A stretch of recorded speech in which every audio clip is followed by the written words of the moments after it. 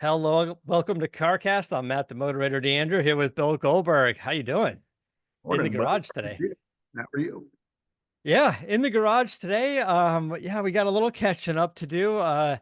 Last week it just kind of the timing uh was a little odd where we first of all we had Dr. Jamie Meyer come in and he's consulting with HPX, the new high performance expo that's I think going to be in Charlotte next year, and it's really coming out to be a really, really cool event, a combination of an enthusiast event, track days, car shows, and it's going to kick off with like 2 days of trade event. So sort of a SEMA show, B2B type of thing.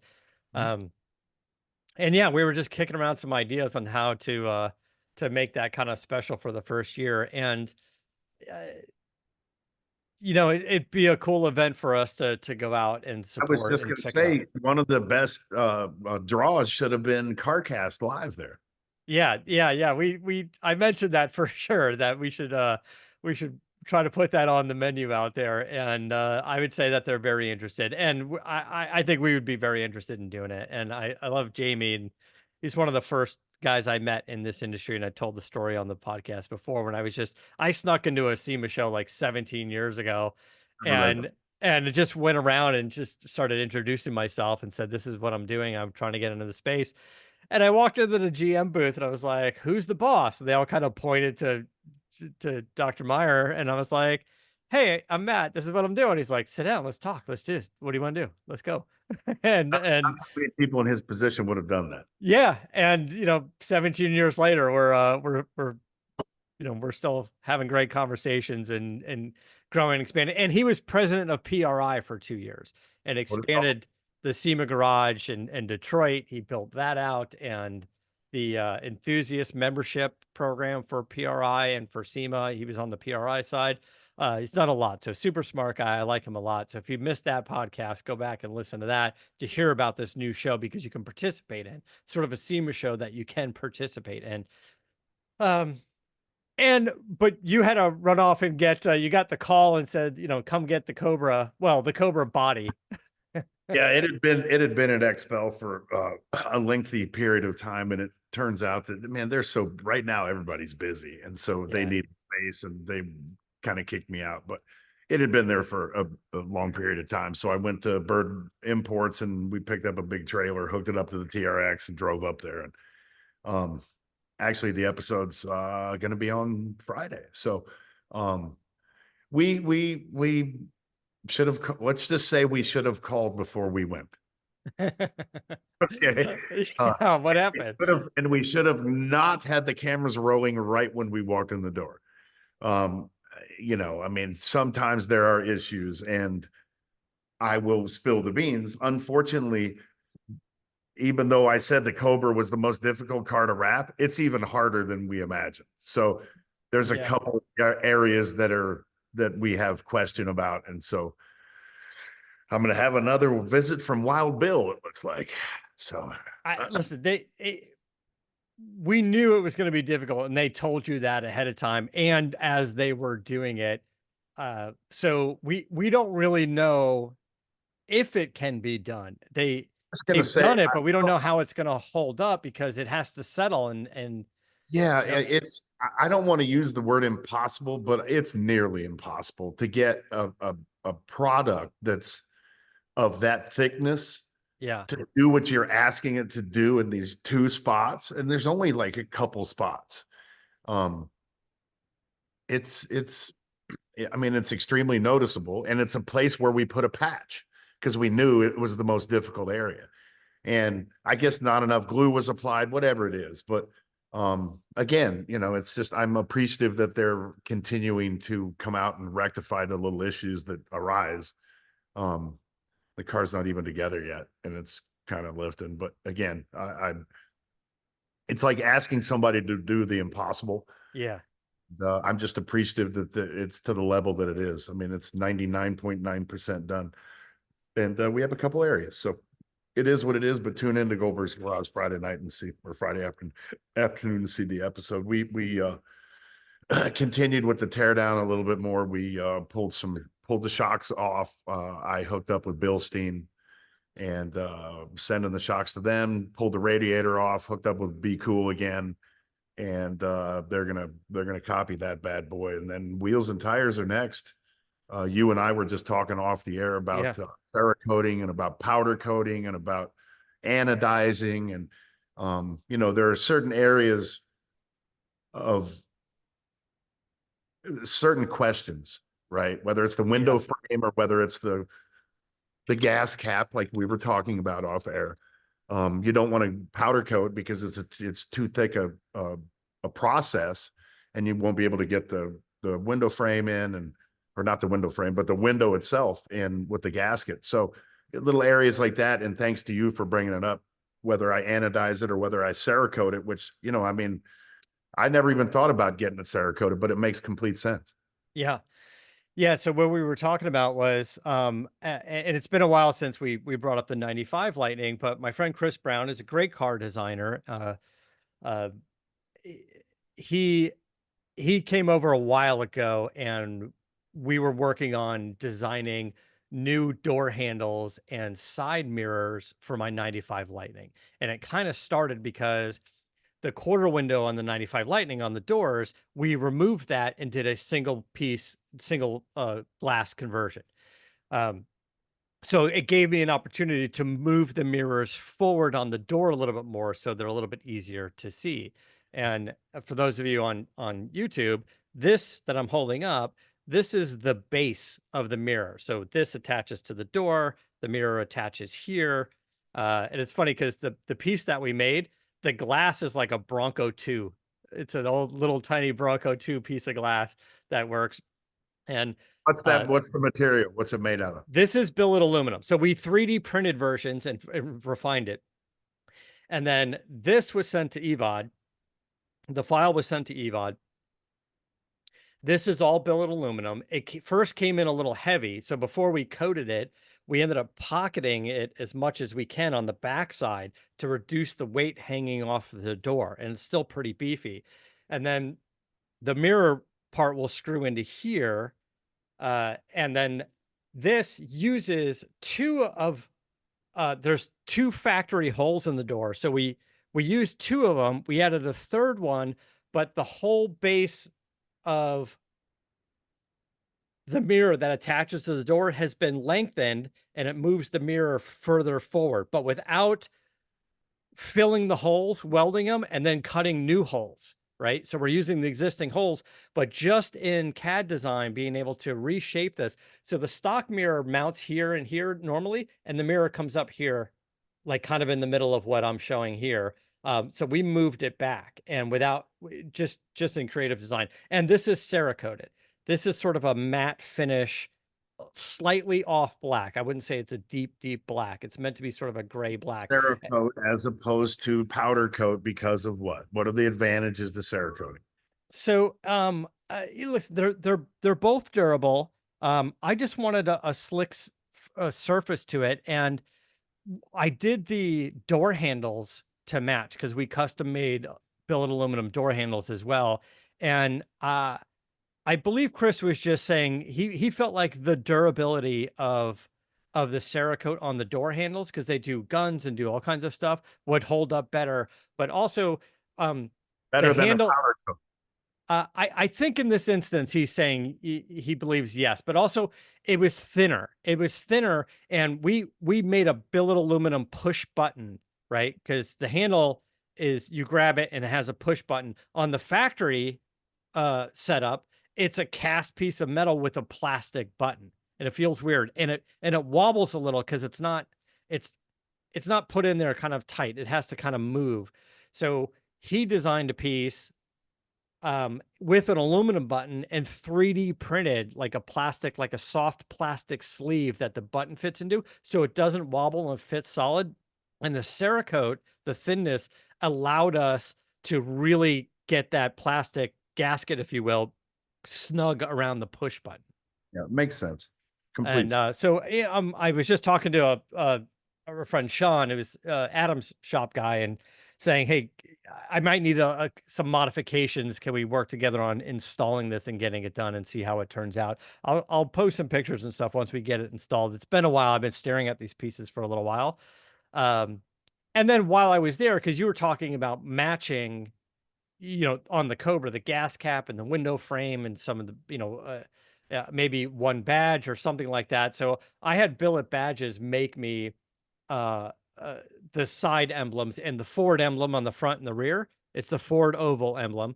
But instead of the blue, we did it years ago, and it's kind of a gray. So, and on the back, on the side, it says F-150, but it says supercharged, and it's made to mimic the same design of the original F-150 badge that was on the Lightning. Um, but since we were Cerakoting all these pieces, I took those badges off. I sent them in all at the same time and said, do the badges the same exact, kind of off black matte Cerakote. So, Yeah, yeah, the mirrors, the handles, the badges, the Ford ovals, they're all matched now. And it looks, yeah, and I think it then looks great. we talked about it for a second, and the next question would be, what do I do with the side pipes, right? Because they got to be black. I mean, everything else is going to be black. They're going to be a semi-gloss. So do Yeah. I do a powder coat? No, I can't use a powder coat. Do I do jet hot, or do I do, Yeah. Cerakote? So What do you do?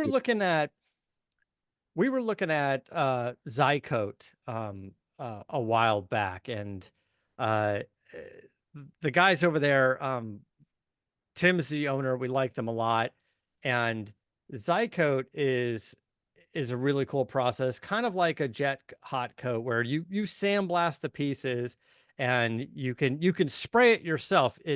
They have a spray can version, but for what you're talking about for the side pipes, you want to use the Them to do yeah, you it. want them to do it, and you want the Zybar product. So this is like in a bottle, and you use a spray gun to do it, and they have uh a satin bronze, a black, sort of a cast gray, and an aluminum finish.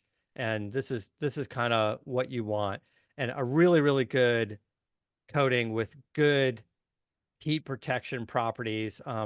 What we're seeing on the screen is the satin bronze, but I remember also seeing this quite a bit at the SEMA show, and they had a big twin turbo car, and Midnight uh, black. yeah, there it is. This is the midnight black. And you can see it's kind of a satin. I think there is a clear coat you can put on it if you want it gloss, but I think this is pretty much straight up what you're looking for, Absolutely. is this type of look to it. And they did Yeah, the send me cast the gray. info. I'm going to reach Yeah. out after this podcast for sure. And by the way, for the guys that are listening, if you're restoring a product, they're cast gray. Like if you're doing cast exhaust manifolds or even an intake manifold, their cast gray is it's pretty good. It's pretty spot on. It's a really great kind of coating process. But anyway, I'll put you in touch with them, and you can reach out and kind of talk to them about what you're doing. And I mean, they've done long tube headers and stuff, so I'm sure they can do longer pipes. Yeah. I imagine people take apart exhaust like if Richard Waiters came out and was working on one of your cars and custom made an exhaust, then once he's done, you can unbolt it, take it apart, send it to them, and have them coat the whole thing. Like if on one of your muscle cars you He's wanted it all black, or he's coming out and doing the coat. he's gonna come out and do the Cobra, of course. Yeah. So when he's done, then you can tell him, hey, we're gonna send it out to Zycoat, and we're like, great, I know those guys. We're gonna here you go. Maybe that's I want to an contact idea. him in advance. That's all. Yeah. Because if you tell him in advance, then he'll put the V bands and stuff on there, and be able to break it apart the way it needs to be broken apart. But and we've looked at other solutions as well. There's some other things. I'm not a big fan of the paint. I just the do it yourself kind of spray on paint. I'm Um, not. I mean, if you want to roadkill it, yeah, that's all good, but not for a finished car. yeah, I think you just want to do a proper coating on it. It really is about the prep more than anything. A while back, I went over to Nelson Racing Engines, and he's just built some crazy, crazy stuff there, and just cranking out crane engines And I was talking to Tom Nelson going, everybody's buying these blacked out packages and stuff from you, and how are you doing it? And because you're doing aluminum blocks and cast blocks, and it's like, how are you doing it? And he's like, he goes, for us, it's the prep. It's not really the paint itself. And he was telling me that I don't know, he uses different, whatever engine paints, even spray can stuff, because it's a texture, so you don't really notice the block of the cast. It's all textured. You don't really notice. You don't need a super smooth finish to it, unless he's doing like his alien intake and stuff, which I think might end up being anodized. I don't know if they're powder coated. They might be anodized as well. And he was just saying that he goes, here's the process. And he was kind of walking me through it. And the short answer is, he goes, you've got to wash that block. And then he uses like an industrial or aeromotive grade, like acid that he just wipes on and brushes on and wipes off. And then uses the tack cloth as the final step. And then he goes, and then a primer. It's gotta be super clean. It's all about the acid washing and the cleaning, right? Super, super clean. Don't even touch it with a finger. You're wearing rubber gloves the whole time. You do your primer, and he goes, and then it's the timing. It's like the primer needs to be set and just a little bit of tack to it, a little bit of stickiness to it. And a way to do it is like spray the block and something else, anything, just something else like on your workbench, a piece of metal. So That's the you word. can touch that. You can stick your finger in it and go, is it sticky? And right before, like after it sets, like it's like, I don't know, it's like a 10-minute window. He gave me the specs on it. And he goes, then spray your black or whatever color you're going to do. In this case, it's mostly black. Spray your black on it. He goes, it's the prep and the timing between there. And he goes, it seems to hold up. That's it. And this is why I'm saying send it out and get it done because the prep and the timing of everything I think is going to be key. Yeah. Yeah. Yeah. And I don't want to have to take the time to prep it like that. So Yeah, and for the pieces you're talking about, the exhaust pieces and stuff, even though they're brand new and Richard Waitis is building it from scratch, you still would send it out and probably get it blasted. They would do a blast especially, on it and then coat it. Yeah. especially, yeah. But yeah, it's gotta be exciting. That car's gonna be badass. I mean, it was always kind of cool, but You know, to I guess the only Ron Francis is doing the harness. yeah, I'm the remaining thing are the wheels and tires. Whether I go with 15-inch Halibrand, real knockoffs or 16-inch, I don't know. I don't know. Tire wise, I want a 15-inch. yeah, Brake wise, I don't know. You know, I reached out to Bear and they're on board. And so I'm going to keep the Jag rear end. Um, it just seems to be such a favorable choice for yeah, many kit cars. It's, uh, yeah. and then I mean, that's it. Then we go back together. any way you slice it, it's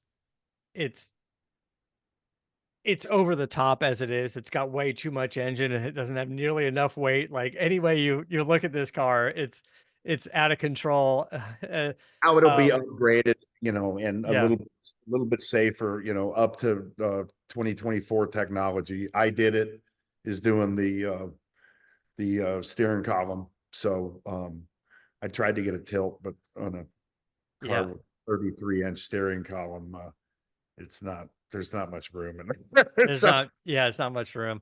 I but yeah, I'm making advancements as much as humanly possible to make it as favorable as possible when I drive it, so that I don't kill myself.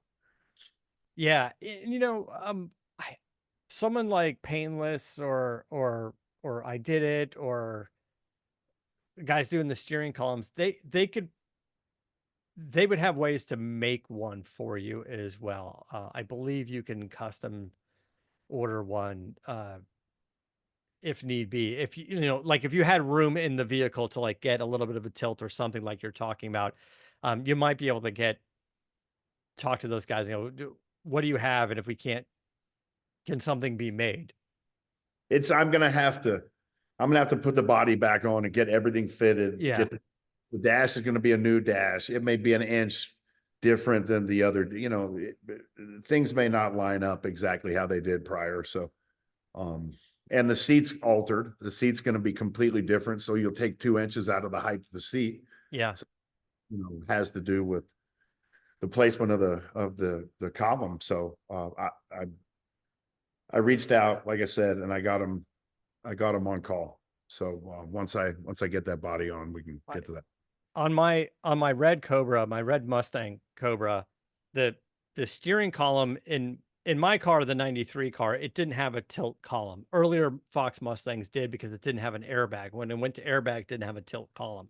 But I never really liked the placement of it. Me being a shorter guy, I would have to sit higher or the angle of through the steering wheel to the gauges. Now I can go to an aftermarket column and an aftermarket steering wheel and solve that problem easily. But of course, me being me, that's not the way I did it. I did it the more complicated way because I wanted the OE look. I know the airbag steering wheel is ugly, but because the theme of that build was supposed to be period correct build, we talked about it before, the original GT40 Cobra intake, the GT40 heads. So I wrapped the steering wheel, did an Alcantara, but it still has the airbag in it. So the entire steering column that's fixed, if sort of in the middle of here, we're kind of showing it on YouTube. If this is the firewall, the steering column being here on the inside, I moved the whole thing. I tilted the whole thing. So I tilted the steering wheel down a little bit. Um, and then which meant in the engine compartment, I needed to change the angle of where the steering column ended and connected to the rack and pinion steering.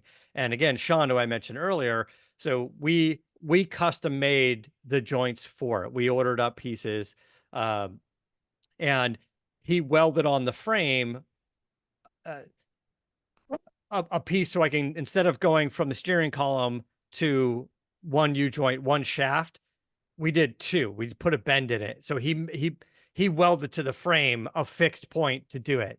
That's And exactly what we've got, but I've got an eyelet so that you can. that's right. That's what he got. It goes through it. Yeah, it goes through the eyelet. And then there's a U joint in there, is what we did. Same Um, exact. so underneath the dash, I moved the steering wheel down a little bit. So I have a better view of the gauges and the steering wheel is not above the dash too much. And we've solved the problem in the engine compartment instead.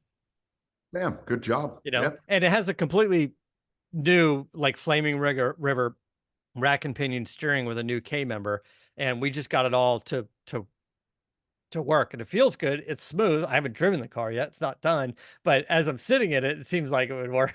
I guess we'll see. The shitty part is if that weld doesn't hold up. That's the only thing I told Sean. I was like, "Yeah, put that eyelet in there. Or put the U joint." I go, but everything is on your weld right now. Like, I know you've welded a lot of stuff, but this is it. Like, you've got to nail this weld. And Yeah. it's a beefy piece of round tube, metal, and it's right on the frame. And yeah, I'm sure it's more than enough. I got all my trust is in Sean to be able to do it. All my trust is in that one weld. Yeah, it's just all in that one weld.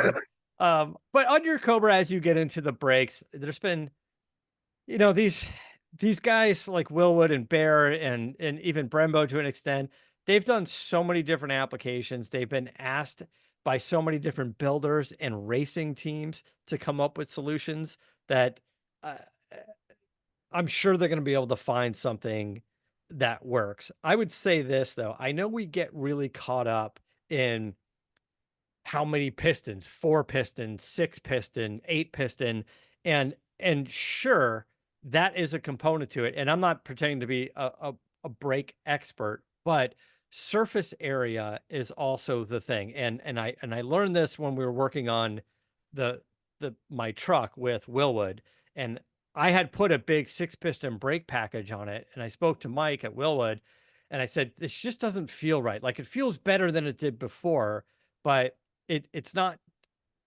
it's not doesn't feel like it's a significant, like a huge change. And he was like, tell me what parts you're using. And I didn't buy a Willwood. So I bought the Willwood calipers and the brake kit from a third party company that made them fit for the truck. This wasn't a Willwood kit. So Mhm. somebody engineered a kit with Willwood parts. And he pulled up the specs of the original Ford Lightning, which the Ford Lightning had like upgrade. It's a big cast, I don't know, two piston caliper, but it was off like the heavy duty like F-250s or the vans. I think it was off of like a van, a Ford van. So he pulled the specs on that original piece. And then he looked at my new Willwood six piston caliper and he said the overall surface area of the original cast 2 piston was still greater than the new 6 piston. So the technology and everything was new, but it wasn't more brake. And he said, we can swap out your calipers to this larger surface area Mhm. caliper without taking up much real estate and actually bolting onto the same caliper or the same bracket. Mhm. So that's something to think about. Now, your car is so light, you have crazy power, but you're not stopping 7,000 pounds.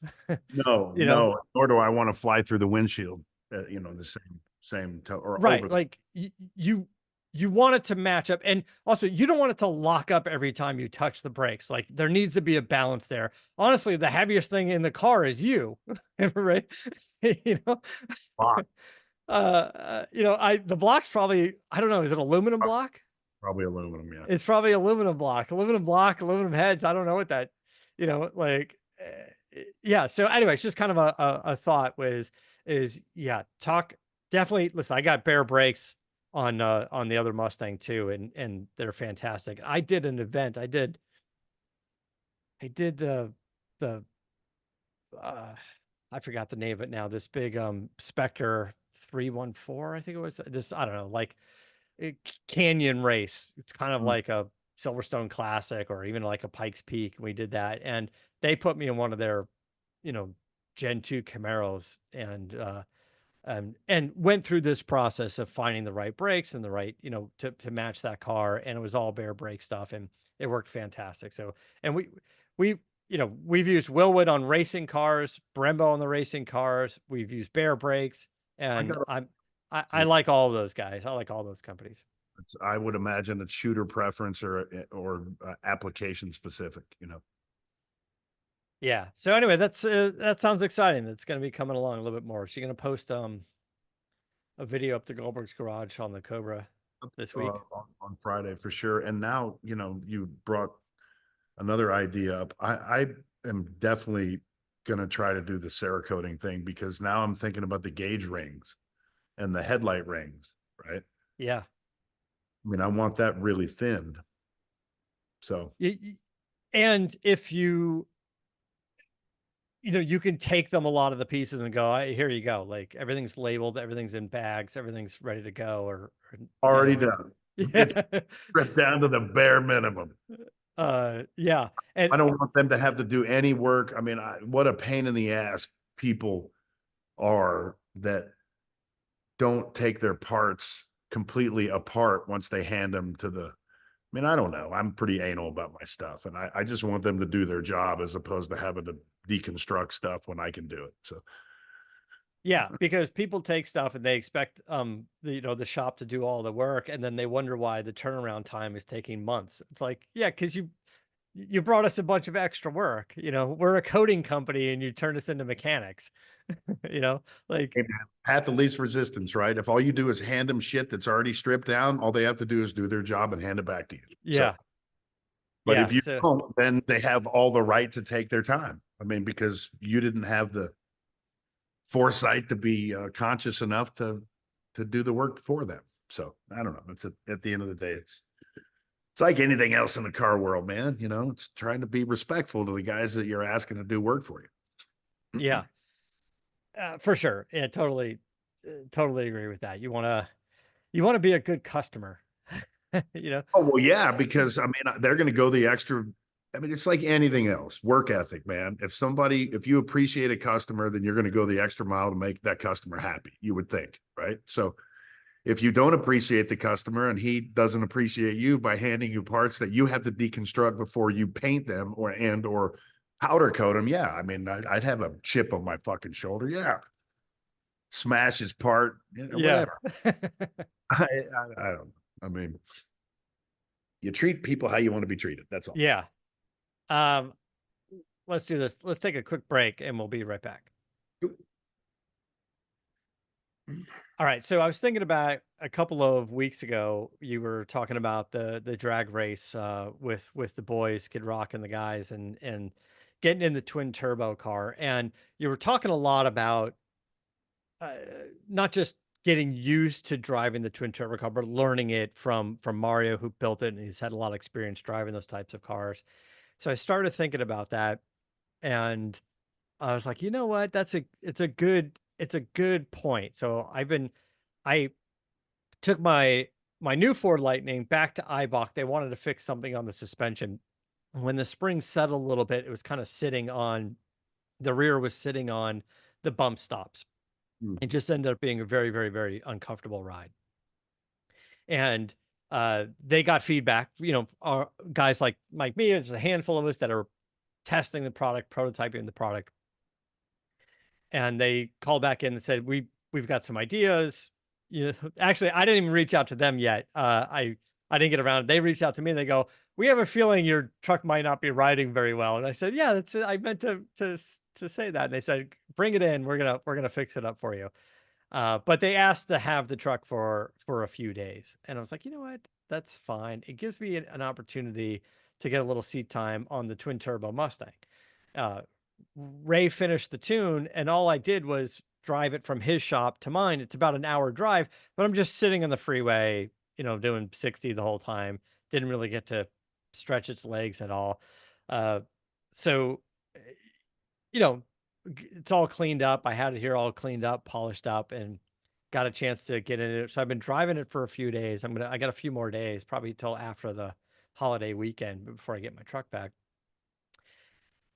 And around 4,000 RPM, those turbos hit hard. like, and I mean, first gear, second gear, third gear, you got your foot in it at third gear, not even 100% throttle. You're 80% there. When those turbos kicked in at 4,000 RPM, it breaks the tires loose. And so it's interesting where you're like, off the line, I've got a little bit of buffer, like compared to the GT 500, right? Similar horsepower, but like like your Hellcats, that twin screw supercharger, it's so much torque on the low end. You're at 2,500 RPM roughly, and you're making full boost. So it just tears up tires from the launch. That's why those cars are hard to launch. The turbo car, it's got good power, but it really doesn't start making it until a little bit higher up in the RPM. And so it kicks in at 4,000, not 2,000. So I haven't hit the drag strip or anything, but I I'm thinking I might be able to get a better launch in the turbo car than I would be in the supercharged like the GT 500. Uh, But see, I think the opposite, right? Although it's you and your car, but it's like the flag drop. Okay, we yeah, rate. Wagner was driving someone's 170, yeah, and Mario was driving my twin turbo when we raced. And Wagner smoked us off the line because it was a flag drop. yeah, So we didn't have the opportunity to hit the first bulb and spool up and then stage, right? right. You don't know when. I mean, he can hold his hands up for an hour, and you blow your motor, right? So it depends on the circumstances. I completely believe. I mean, if you know a turbo car, then you have the ability to use it like I can a supercharged car. But can you? I mean, I just don't know it enough. It's not instant feed. There's no instant feedback for a turbo for me because it all lags, right? It has to spool up and then the turbo kicks in, but it's a gradual not a gradual process. It's a sequential process, but the sequence isn't as predictable as a supercharger. by any means, right? So once you're in, the second stage hits and you're in the throttle, you can't just let off of the throttle at a certain point and have it respond Yeah. immediately like a Yeah. supercharger does with the torque, right? So it's just a feeling thing, right? Again, I just don't have any experience, and fortunately, I'm smart enough to be afraid of it, right? I think because I'm freaking so old and the experience is kicked in. And I mean, that car is fucking terrifying. I'm sorry. It's terrifying. When we hit that third stage and spun the tires and then locked up the front right, I mean, it was sketchy, and I'm in the passenger seat and I trust Mario with everything, quite obviously, because I'm letting him do that in my car Yeah. while I'm in it, right? It's different if I'm not in it. But I had complete trust in him. I didn't even think about it. I wasn't scared at all, but it was to a point where I couldn't imagine being comfortable enough to do what he did in that car. And for that car to be as fun as it should be, you have to be that comfortable with it. And it's just seat time. It's Yeah, just that's what I was gonna say. It's seat time. Although it's interesting because the turbo car, it's making more power than say like my E46 BMW that I had that I bought from Adam Carolla, but that had a Vortex supercharger on it, and that comes on a little later. It's not quite as instant as your twin screw superchargers like in your Hellcat and stuff. And we're probably running similar boost, about 10 pounds of boost in the BMW and in this car. And that car came on, it maybe was a little smoother, uh, a little more linear, like you're talking about, but it it came on. Like when you were up in, that 4,000 RPM range, you feel that supercharger kicking in more because that type of supercharger is, you know, kind of like a belt driven turbo in a sense. Uh, so it's different, just a different feeling. Listen, different. That's all. it's fun as shit. It is It's so much fun. fun, but it's not manageable. It's not okay. You're out at Bondurant, and I don't know what the best analogy is going to be, right? You're in a situation and you've gone too far and you let off the throttle. I can't give you the best Yeah. analogy. So I'll tell you what I've been doing because I'm just leaning into it a little bit, like, you know, uh, on a straight piece of road, like on ramp. I leave my shop and there's a little bit of like there's like a freeway off ramp, and I drive alongside of it, and then I catch up with traffic. So I get a little bit of a strip there that's kind of just free and clear, with no stops, no lights, nobody driving in front of, nobody pulling. I get, it's just a small little piece, but it's a way. But as I've been noticing this thing starting to hit pretty hard around 4,000 RPM, is I lean on it, and as I glance down a little bit at the tack around that 4,000 RPM range, I back off a little bit. I'm still accelerating and throttling. I back off a little bit so I don't get that scary break loose, and then I get back on it a little bit, and then I'm out of road. So It's a I'm feel done. and a timing thing, which you can only learn by the seat time. That's it. It's just the seat time. Now the car is fun, and we did the audio system in that car, so it's got more sound deadening and stuff. So between the engine noise and the sound deadening, you don't realize it, but I keep pulling up to people, and they notice the car. I even pulled up to Tammy. We both left the shop, and she was driving next to me, and then uh, I go, "Hey, this car is feeling good." She's like, "It makes a lot of whoosh noises. It whooshes a lot." I was like,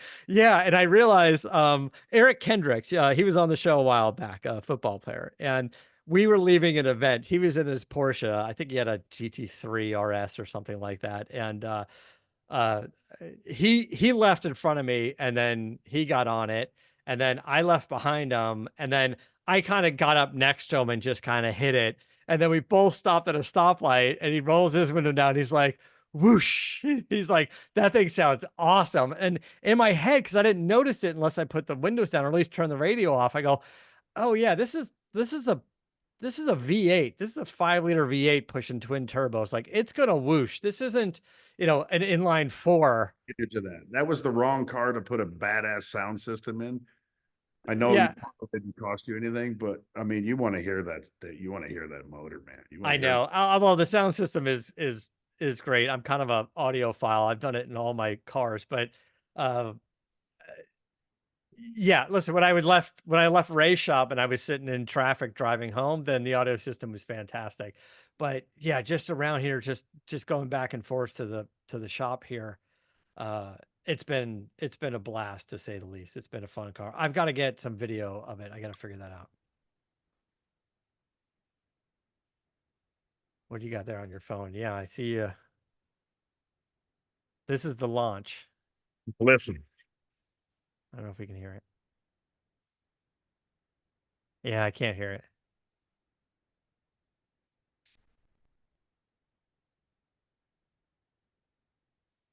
Yeah, it's not coming through on the Can't hear it? sound, but no, but you put it up on your Instagram, right?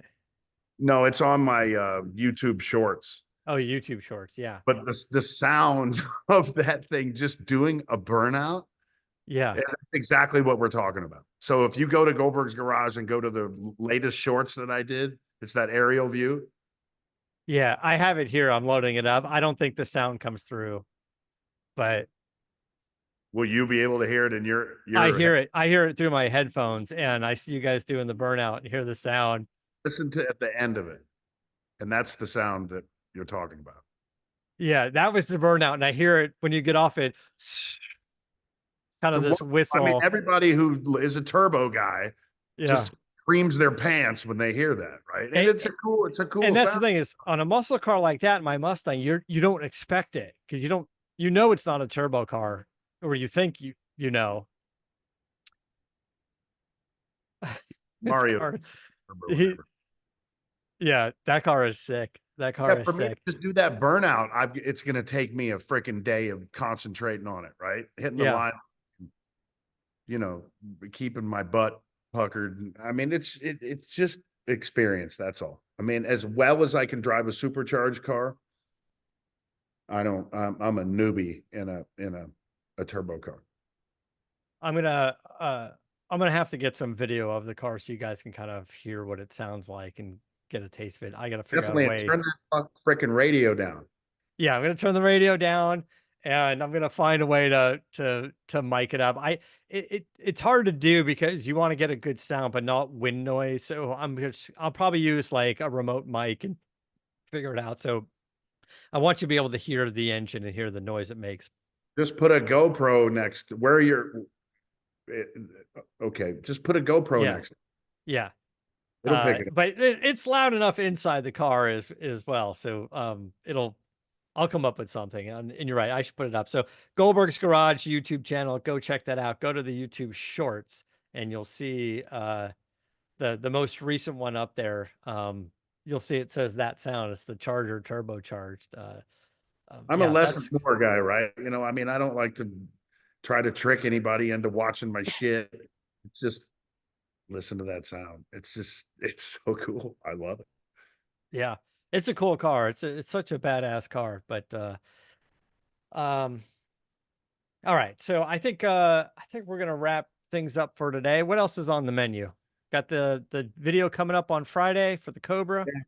Cobra update with the new wrap and the shocks being disassembled and the radiator and all that kind of stuff. And yeah, stuff's going out to powder coating. What am I doing next? I got Holly MSD sent us all the stuff for the Candymatic. Have to switch out the ignition box and the Yeah. distributor and the plug wires and the coil, and cross your fingers that that thing will be idling good, and then we can get it on the show. So that's it, man. Got another podcast coming up here in a minute with CT Fletcher, and Gage is in town for the week. Nice. So that's why I got a big smile on my face. And that's it, man. Yeah. You Well, drive your car. have a good time. Have a good fourth. Have a safe one. And yeah, we'll see you guys next week. Until next time, keep the air in the spare and the bag in the wheel. Boom, boom.